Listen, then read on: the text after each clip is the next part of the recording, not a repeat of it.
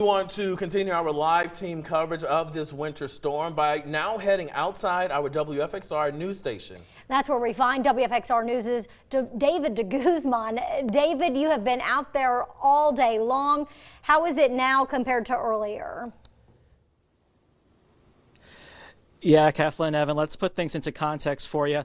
All day today, we saw snow falling at a pretty constant and steady rate, at times from moderate to heavy. And then we got some of that sleet in earlier in the evening, which certainly changed the dynamic of the night. But now we're getting some of that snow back, and it's falling quite nicely. It's actually quite pretty outside. But a lot of the concern, though, is on the roadways. So let's take a look at some of the video that I shot earlier this evening. This was on Peters Creek Road earlier today. We saw some cars on the road, but traffic was pretty light as many opted to heed the advice that we've been saying all day and stay home.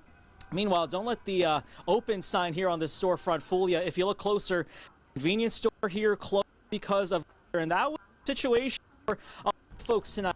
I saw a couple of cars to the gas station hoping to pick up some essential items last, but see the store closed with that on the door. So officials with the city of Roanoke held a press briefing earlier today to give an update on how the city is responding to the storm.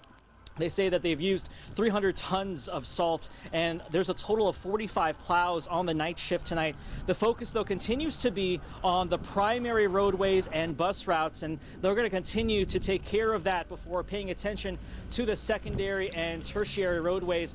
As far as the timing on when the city hopes to get to those secondary roadways, the city says that it depends on precipitation. As soon as this kind of stops falling, hope is to get to those secondary roads overnight, which would certainly make things a lot easier for a lot of us who plan to spend tomorrow digging out from this significant winter storm.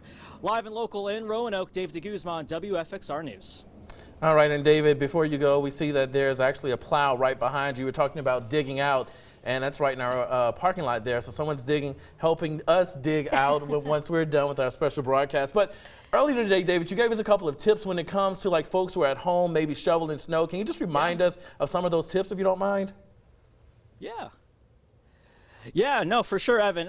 This comes from a lot of experience that I've gone through from living in the Northeast, but you definitely want to take your time getting out there and don't overload your shovel, because that's going to kind of break your back. Definitely want to just take it easy. Just do some light touches, some light loads, and then just kind of, throw it over to the right. If you're shoveling on the street, you definitely want to move that snow to the right. You don't want to move it back onto the street, because that kind of defeats the purpose of what the plows have been trying to do.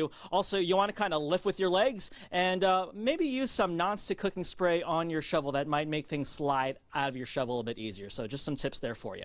Some pretty interesting tips there. Yes, it is. That cooking spray. Yeah. I'll have to try that out. Thank you, David.